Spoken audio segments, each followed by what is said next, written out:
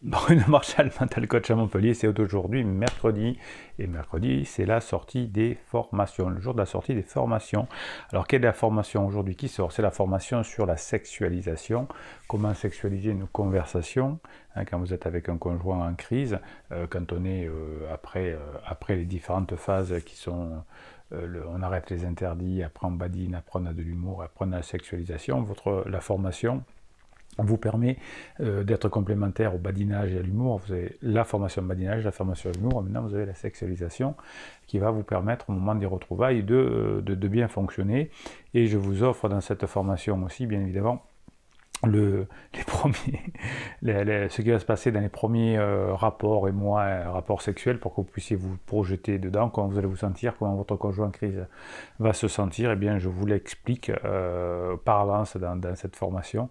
C'est très important que vous vous y prépariez pour avoir de l'audace, pour avoir de la force, pour avoir de l'envie, pour comme on dit dans la formation qui s'appelle Comment susciter le désir, être puissant, être intense. Et oui, ça vous booste la crise de votre conjoint, parce que ça va vous permettre d'être un homme ou une femme pirate, c'est-à-dire encore mieux que d'habitude, encore plus au top, et qui va vous permettre, en étant positif et bienveillant, d'être quelqu'un d'audacieux, de courageux, de confiance. Tout ça, je vous l'explique dans la formation qui s'appelle Sexualiser, parce que la sexualisation, ça passe par là. Alors, en quelques mots, comment on fait pour les plusieurs méthodes de sexualisation? Je vous en parlerai en détail dans la formation.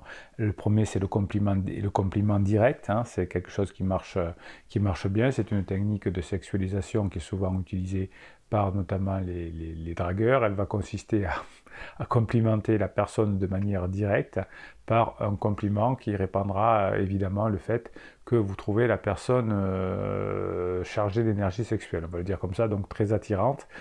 L'idée, c'est que si vous faites un compliment direct, essayez de trouver un détail. Hein. Je vous explique un détail justement dans la formation, un style, une partie de son corps, une partie du style vestimentaire, à quel point la robe est sexy, un compliment sur la personnalité, des choses comme ça. Et effectivement, si la personne a l'air d'accrocher, on peut aller un peu plus loin. Hein. Je vous expliquerai jusqu'où on peut aller dans la formation. Et surtout, ça se fait en face à face, ça se fait peut-être, si on n'a pas d'autres façons de faire au téléphone, mais jamais par texto. Vous avez le complément indirect aussi, que je conseille plus dans la formation, je vous expliquerai ce que c'est plus une insinuation finalement, hein. On tend la main et on voit si la personne la saisit, si elle ne la saisit pas, eh bien comme vous aurez eu de l'humour et du badinage avant, vous pourrez vous en sortir par un peu d'humour, mais moi j'aime bien cette façon-là parce que ça va donner de la légèreté. Hein. On n'est pas des bolosses, on n'est pas des personnes qui foncent dans le tas. On est des pirates fins, subtils, sensibles. Et c'est pour ça que vous arrivez à récupérer vos conjoints après la crise existentielle, parce que vous êtes à la fois patient, mais vous avez appris, grâce aux formations et au coaching, à être délicat et subtil, et ça vous touche dans toute votre vie. Et d'ailleurs, à propos que ça vous touche dans votre vie, il y aura la transition. Vous avez, on parle du toucher dans la formation, parce que ça c'est très important. Soit me dites, j'ai mis une main aux fesses de mon conjoint, c'est trop hard, ou j'ai mis une main sur l'épaule, mais la personne s'est raidie. Oui, mais il y a des façons de toucher la personne. Oui, le toucher est une forme sexualisée, mais c'est très particulier quand on a une personne qui est en crise. Et même un toucher léger peut être mal pris. Alors je vous explique comment faire ces touchés dans la formation, mais voilà, complément direct, compliment, hein, pas complément, non, on se calme. Et le toucher aussi, qui est une sexualisation. Je vous apprends aussi dans la formation cette proximité physique que vous allez petit à petit mettre toujours de façon subtilement. Hein, vous allez montrer à votre conjoint qui est en crise finalement que vous êtes à l'aise à ses côtés, que la personne peut être à l'aise aussi à vos côtés. Voilà, c'est pas faire du pied, c'est plus subtil que ça, hein, c'est établir effectivement une proximité physique, mais voilà, il faut trouver le bon moment, il faut trouver la façon de faire. Je vous explique ça aussi. Voilà, donc compliment direct, indirect, toucher, proximité physique, regard, hein, je vous apprends aussi à poser le regard sur certaines parties du corps, si vous êtes en face à face de votre conjoint en crise, et vous pourrez effectivement ensuite faire passer des messages, mais vous pourrez aussi vous en sortir si la personne n'est pas suffisamment prête, que vous êtes allé trop vite. Vous verrez que c'est quand même assez facile de vous en sortir. L'objectif étant évidemment, puisque vous êtes des badass et que vous êtes audacieux et que vous assumez ce que vous faites, hein, de ne pas fuir la situation si la personne vous voit, hein, d'assumer derrière, et votre conjoint en crise sentira qu'il se passe quelque chose entre cette personne qui est votre conjoint en crise et vous. Hein. Alors bien sûr, je vous apprends dans la formation à ne pas avoir un regard pervers, hein, parce que je l'ai vu en coaching. Je vous apprends aussi dans la formation à avoir un regard perçant, c'est une forme de sexualisation. Et plus vous allez soutenir un regard, plus ça va être facile ensuite de sexualiser, puisque c'est déjà une partie de la sexualisation. Et vous savez que lorsque votre conjoint est en crise, il est un peu honte, et donc il a tendance à ne pas regarder dans les yeux. Vous êtes là, vous êtes fort, vous êtes forte, et vous regardez dans les yeux, et vous pouvez facilement faire une forme de sexualisation. Je vous apprends aussi à moduler votre voix. Vous avez une formation qui s'appelle storytelling, vous avez une formation qui s'appelle savoir convaincre, où on parle de la voix, hein, la voix qui va être d'une certaine façon quand vous devez sexualiser. Et si vous comprenez comment moduler votre voix, vous allez pouvoir sexualiser. Vous voyez que vous avez peur de cette sexualisation quand votre conjoint est en crise parce qu'il vous a castré psychologiquement. Mais si vous appliquez la méthode, la voix, le regard, le toucher, les compliments directs et indirects, eh bien sûr que vous allez certainement augmenter les chances d'arriver à vos fins. Je vous parle de la formation aussi des sous-entendus qui sont excitants. Hein, vous allez montrer à la personne que vous êtes quand même un être sexué et que l'autre personne est aussi un être sexué, que vous n'êtes pas que des amis, puisque la première étape finalement c'est de redevenir complice, je vous l'explique dans la formation, et ensuite effectivement vous allez petit à petit pouvoir installer cette sexualisation, mais attention, de faire attention, de ne pas aller trop vite. Oui. Vous me rassurez, vous avez les réponses. Oui, alors les sous-entendus excitants, ça peut être oui, que si elle vous dit je suis gentil, ou t'es gentil comme personne, dire oui, mais je peux aussi être une vilaine fille ou un vilain garçon. Voilà, hein, je vous apprends à faire des sous-entendus. Vous pouvez utiliser ce que j'appelle aussi l'erreur d'interprétation créative. C'est quelque chose qui, comment dirais-je, vous allez faire croire à la personne que c'est celle qui sexualise. Alors c'est très fin, hein, je vous apprends à le faire, mais quand on sait le faire, c'est très amusant. D'ailleurs, pour utiliser toutes ces techniques de sexualisation, pour simplement avec des amis ou des choses comme ça, pas sexualiser, mais avoir les meilleures interactions possibles. Vous pouvez demander à quelqu'un, à votre épouse, mais t'es un copain toi et puis si elle vous répond non, mais arrête avec ça, non, mais je dis un copain pour jouer aux cartes, ou vous voyez, en jouant sur les mots, vous allez pouvoir faire des choses comme ça.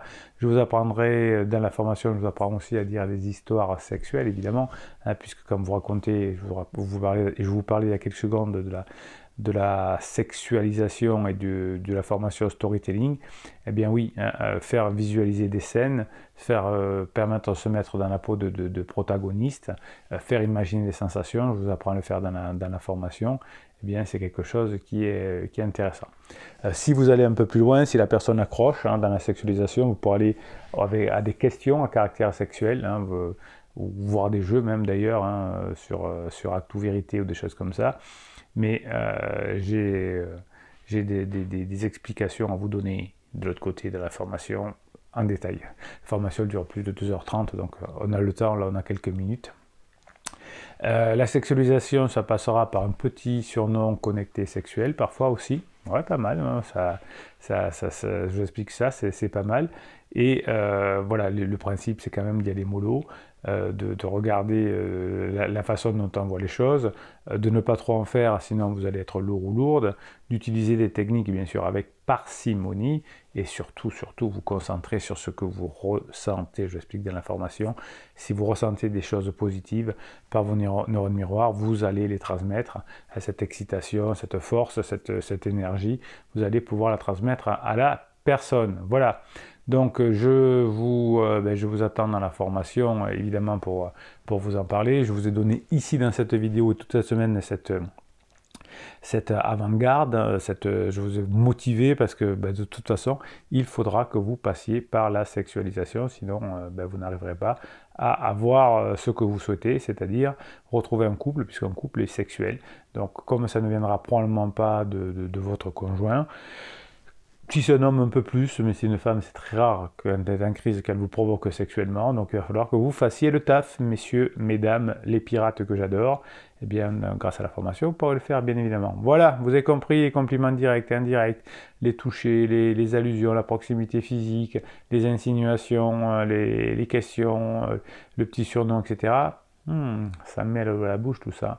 Mais oui, vous pouvez y arriver parce que vous êtes des pirates que je kiffe, et quand on est des pirates que l'on kiffe, vous savez que vous allez pouvoir y arriver.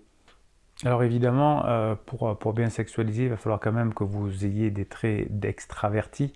Alors on n'est pas ou introverti ou extraverti, on n'est pas l'un ou l'autre, c'est plutôt de 0 à 100, vous êtes peut-être 60% extraverti ou 40%. Vous allez augmenter un petit peu votre taux d'extraversion quand vous allez être en période de sexualisation. Les scanners cérébraux nous montrent que l'activité des profondeurs du cerveau, ce qu'on appelle le profilage génétique, révèle finalement que vous avez un code qui cache finalement des constructions de signalisation chimique, et tout ça, vous pouvez, ça va influencer votre côté introverti et extraverti. Il va falloir que vous bougiez un peu plus pour être dans l'extraversion. Pourquoi ?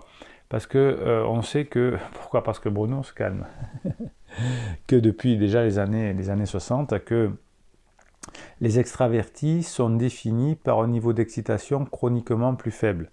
Donc si vous êtes trop introverti, d'abord vous n'allez pas arriver à sexualiser, mais vous allez avoir un niveau d'excitation qui ne sera pas le bon. Au sens physiologique du terme, bien sûr, l'excitation, c'est la mesure dans laquelle votre corps et votre esprit sont alertes et prêts à répondre à une stimulation. Cela va varier pour vous tout au long de la journée. Par exemple, lorsque vous allez passer du sommeil à l'éveil, ou quand vous allez boire quelques tasses de café, selon les circonstances, quand votre criseux vous aura saoulé ou pas, quand vous serez à vélo en train de faire du sport, etc. Si vous avez une intervention à faire, etc. Donc les extravertis ont un taux d'excitation de base légèrement inférieur. L'effet, c'est qu'ils doivent travailler un peu plus dur pour se mettre au niveau que les autres, alors que les autres sont plutôt, trouvent ça normal et agréable. C'est pour ça que les extravertis bossent plus. Ça c'est important, les extravertis bossent plus. Et nous les pirates, on bosse plus que les non-pirates. C'est pour ça qu'on réussit davantage. Donc les extravertis bossent beaucoup, d'où du coup ils auront des compétences sociales beaucoup plus importantes, ils vont prendre des risques, ils vont rechercher de nouvelles expériences, ils vont avoir des besoins de compagnie, etc.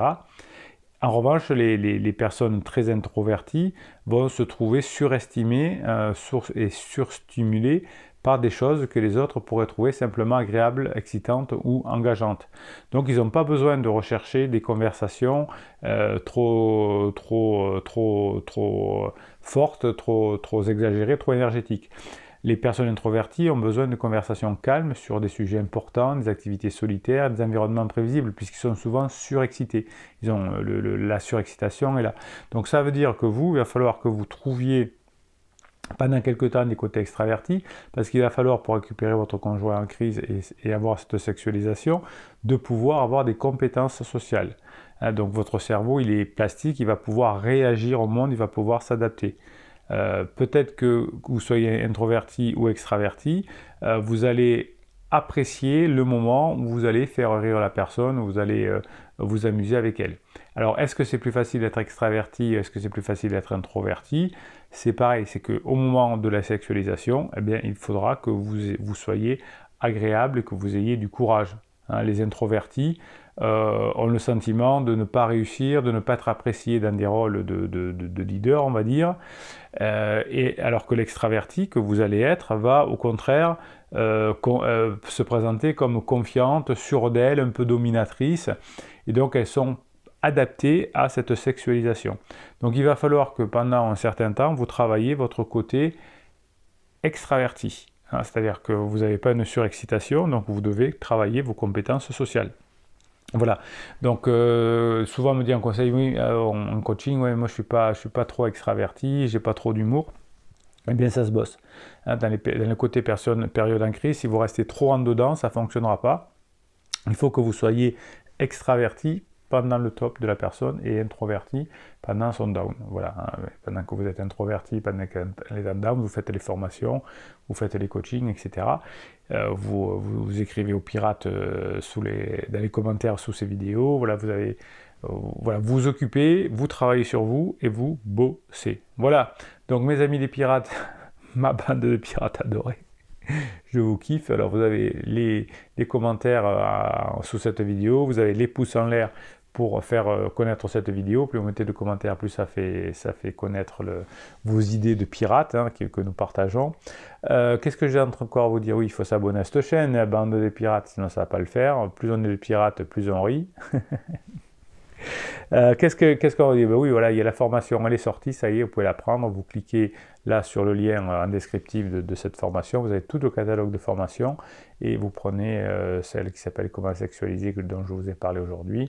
Et oui, il va falloir y passer, il va falloir être extraverti, il va falloir aller là-dedans. Vous avez compris toutes les étapes de la sexualisation en moins d'un quart d'heure. Ben voilà, vous aurez 2h30 pour bien tout comprendre pendant la formation. Allez, Bruno Marchal, il vous retrouve de l'autre côté de la formation. Il vous dit à très bientôt.